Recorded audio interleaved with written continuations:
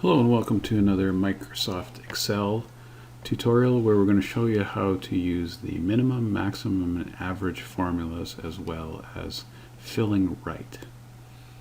So we've got 4 salespeople here in quarter 1 and quarter 2. We used, of course, the sum formula to add those 4, but now we want to pick the lowest one. Now if you look at these, you can see lowest one is 34,000. But we'd have to read them all in every quarter and type them in. Much easier to use the minimum sales. So where it says auto sum, you can find this in 2 places. You can find it here, or you can go to formulas and then you can find your different formulas.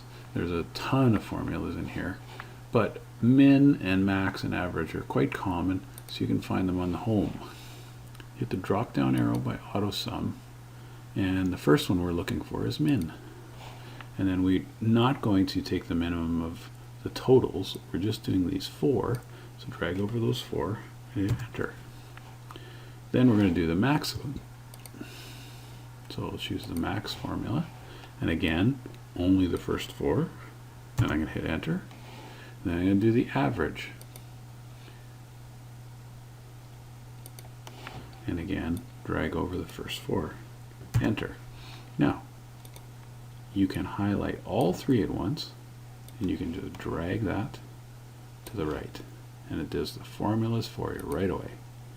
Now, we don't want min average of the commission rate, so we'll just min, max, and average, so we'll just delete these.